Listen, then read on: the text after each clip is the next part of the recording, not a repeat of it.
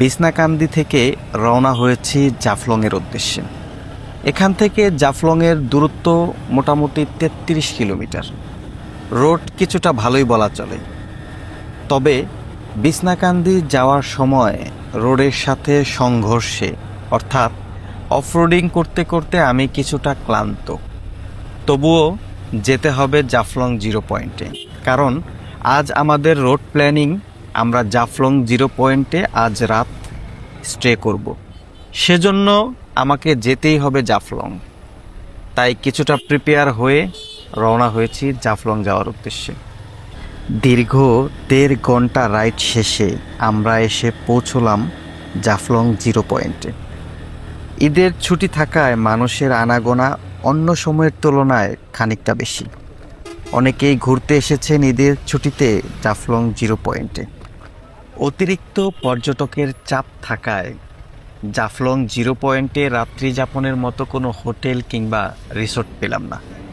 তাই Jaflong zero point থেকে ৪ kilo সামনে অগ্রসর হয়ে মামা বাজারে নিলাম একটি রাত্রি যাপনের মতো হোটেল। হোটেলের সমস্ত ফর্মালিটিস শেষ করে আমরা খানিকটা সময় রেস্ট নিয়ে লাঞ্চ শেষ করে যাব জাফলং জিরো পয়েন্টে। সেখান থেকে ডাউকি শহরের সৌন্দর্য এবং জাফলং জিরো পয়েন্ট, তার সাথে জাফলং জিরো পয়েন্টে থাকা ইন্ডিয়ান পণ্যের বিভিন্ন দোকান দেখানোর চেষ্টা করব এই ভিডিওতে। জাফলং জিরো পয়েন্টে দাঁড়িয়ে দূর চোখে ভেসে ওঠে মেঘালয়ের ছোট্ট এক শহর ডাউকি। যেতে না পারলেও এখান থেকে চোখ বুলিয়ে অনুভব করা যায় এই ছোট্ট শহরের অপরূপ সৌন্দর্য। পাহাড়ের ভাঁজে ভাঁজে লুকিয়ে থাকা এক একটি ছোট্ট দালান মনে হয় যেন দূর থেকে হাতছানি দিয়ে ডাকছে আমাদের।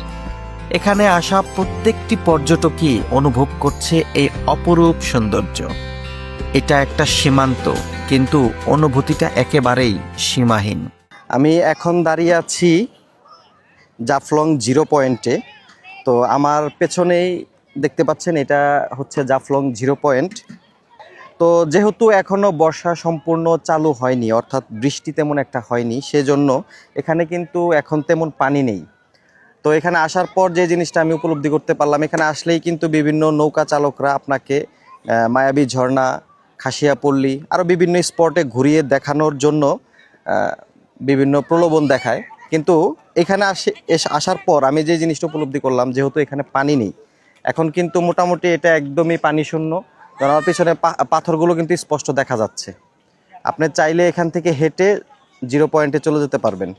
তো যেহেতু পানি নেই, সেহেতু এই ধরনের প্রলোভন যারা দেখাচ্ছে আপনাকে মায়াবী ঝর্ণায় নিয়ে যাবে বা ঝর্ণায় হালকা পাতলা পানি আছে, এই ধরনের কথা তারা বলে। কিন্তু সত্য কথা বলতে, যেহেতু এখানে পানি নেই, সেহেতু মায়াবী ঝর্ণায় পানি পাওয়ার কোনো রকম সম্ভাবনা নেই। একদম 100% শিওর। তো যারা এই ধরনের কাজগুলো করেন, ট্যুরিস্টদেরকে বোকা বানিয়ে টাকা ইনকাম করেন, তাদের উদ্দেশ্যে বলবো এটা আসলে উচিত নয়। এটা একটা অশুভ উপায়ে ইনকাম করা। তো যারা এখন এই সময়টাতে আসবেন জাফলং জিরো পয়েন্টে বা সিলেট ভ্রমণে আসবেন, জাফলং জিরো পয়েন্ট দেখতে পারবেন, কিন্তু মায়াবী ঝর্ণায় কিন্তু পানি পাবেন না। তো এদের প্রলোভনে প্রভাবিত হয়ে মায়াবী ঝর্ণায় যাওয়ার চেষ্টা করেও কোনো লাভ হবে না। তো পানির উদ্দেশ্যেই তো মূলত যাওয়া, কিন্তু সেখানে পানি নেই, সেজন্য আমিও গেলাম না। তবে এখানে মোটামুটি গতবার আপনারা জানেন যে এখান থেকে পাথর চুরি হয়ে গিয়েছিল। তো কিছু পাথর ফিরিয়ে আনা হয়েছে, তারপরেও মোটামুটি এখন কিন্তু পাথর শূন্য। আগে যারা আরও 2-3 বছর আগে যারা আসছেন, তারা কিন্তু এখানে সম্পূর্ণটাই দেখছেন পাথর, কিন্তু এখন কিন্তু তেমনটা নেই। অল্প অল্প কিছু পাথর আনা হলেও আগের সেই সৌন্দর্য বর্তমানে জাফলং জিরো পয়েন্ট কিংবা এখানের পাথরগুলোর কারণে কমে গিয়েছে।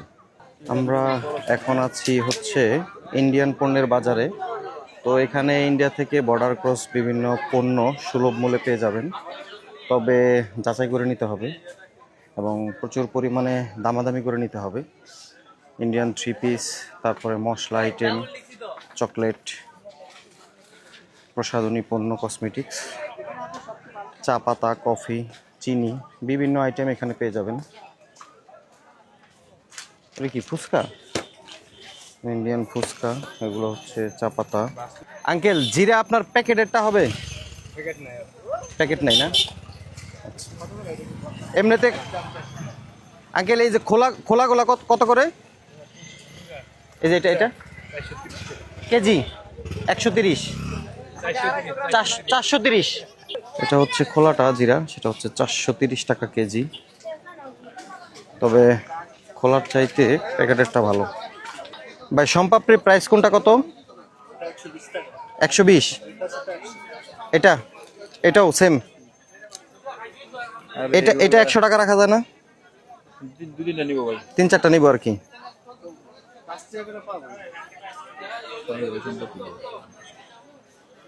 আর এই যে এই ওয়ার্ল্ড স্টোনের প্যাকেজ, এটা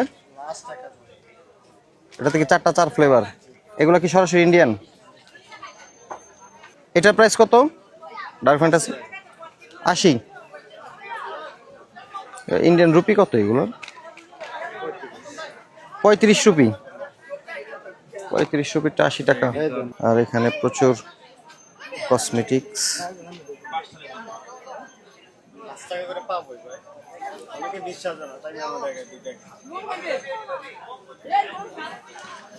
কসমেটিক্সে আপনাদের এখানে যা আছে এগুলো সবগুলোই তো ইন্ডিয়ান না? একদম 100% ইন্ডিয়ান। এটা কি পারফিউম? বা এটা কিন্তু একটা ইউনিক প্রোডাক্ট। এটার প্রাইস কিরকম? মানে এখানে তো 3টা আছে, এটা সেট না পুরোটা?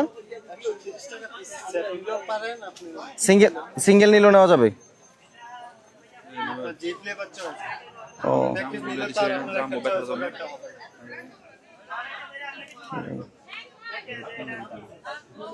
এটা তো অরিজিনালটা না, কাঁচেরটা কই? কাঁচের হয় না? তাহলে কাঁচের একটা আছে না আপনাদের যে কেরালা বাম, ওইটা। হ্যাঁ এটা অরিজিনাল না? এটার প্রাইস কিরকম? এগুলো কি একদম ফিক্সড?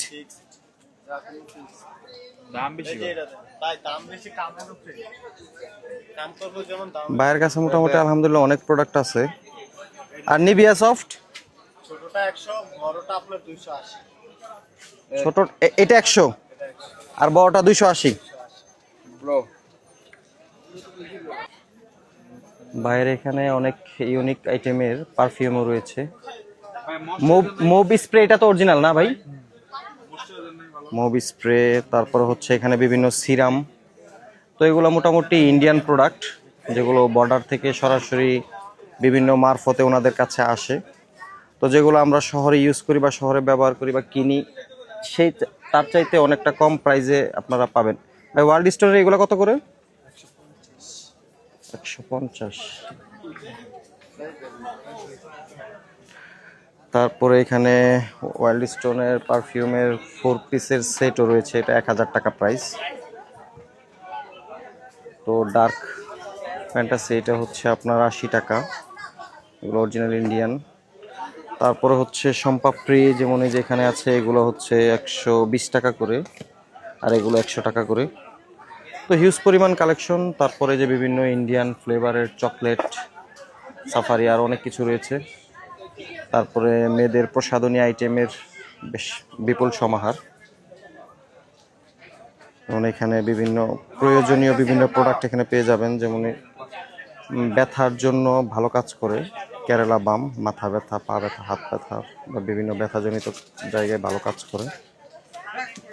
তারপরে এখানে বিভিন্ন ওয়েল, তারপরে ময়শ্চারাইজিং ক্রিম, ফ্রেশ ওয়াশ, তারপরে বিভিন্ন সাবান। যেমন আমরা দোকানে সচরাচর যে সাবানগুলো কিনি সেগুলো হচ্ছে, যেমন এই যে একটা জিনিস দেখাই আপনাদের,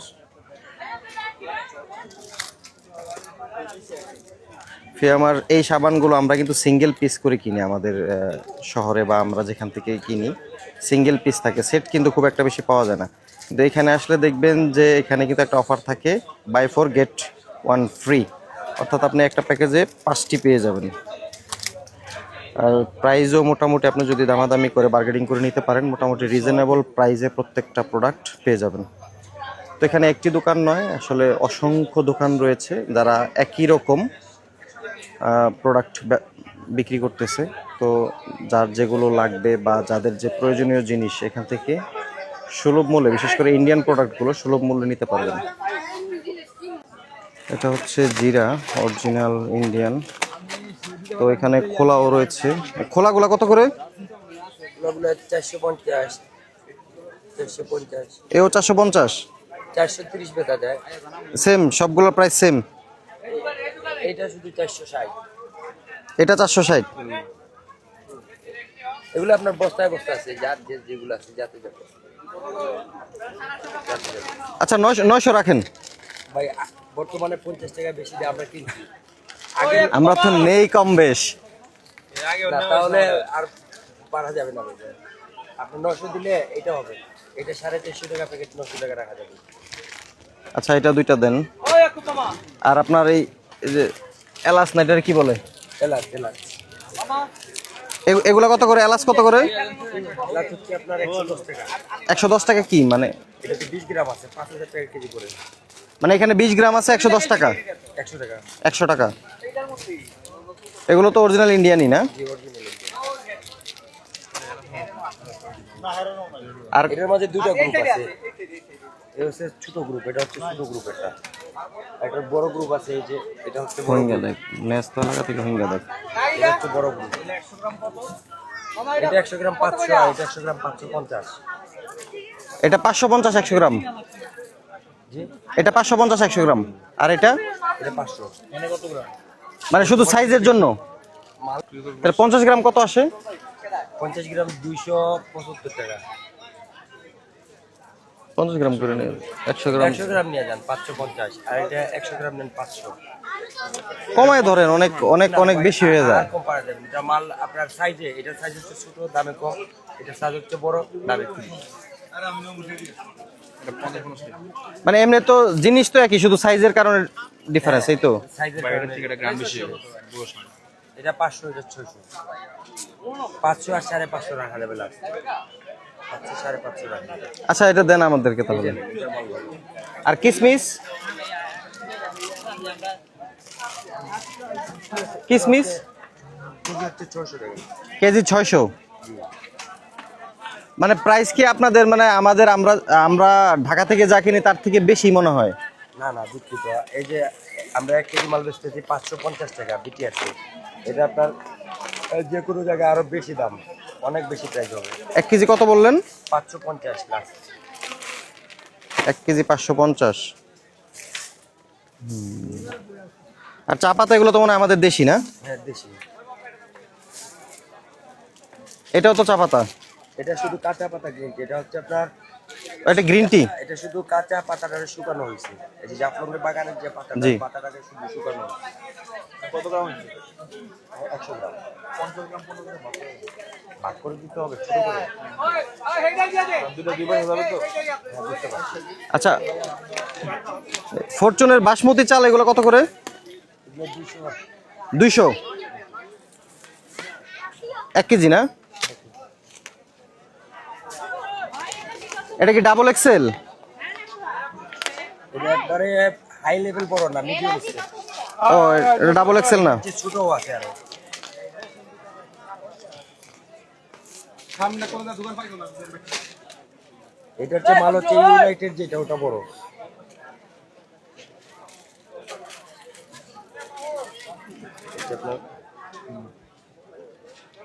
কেনাকাটা শেষে আমরা ফিরে যাচ্ছি আমাদের হোটেলের দিকে। হোটেলে গিয়ে রাত্রি যাপন শেষে কাক ভাঙা ভোরে আমরা রওনা হব শ্রীমঙ্গলের উদ্দেশ্যে। অর্থাৎ আগামী ব্লগে আপনারা আমাদেরকে দেখতে চলেছেন শ্রীমঙ্গলে। সেখানে লাওয়াছড়া জাতীয় উদ্যান, মাধবপুর লেক এবং নূরজাহান চা বাগানের অপরূপ দৃশ্য দেখানোর চেষ্টা করব আগামী ব্লগে। তাই যারা এখনো আমার চ্যানেলটিকে সাবস্ক্রাইব করেননি, অর্থাৎ আগামী ভিডিওটি দেখতে চাচ্ছেন, তারা অবশ্যই চ্যানেলটিকে সাবস্ক্রাইব করে পাশে থাকবেন। আর আপনার কোনো মূল্যবান মতামত জানাতে ভুলবেন না। বিদায় নিচ্ছি আজকের ভ্রমণ গল্প থেকে। আগামী পর্বে দেখা হচ্ছে শ্রীমঙ্গলে। ততদিন পর্যন্ত ভালো থাকবেন, সুস্থ থাকবেন। আল্লাহ হাফেজ।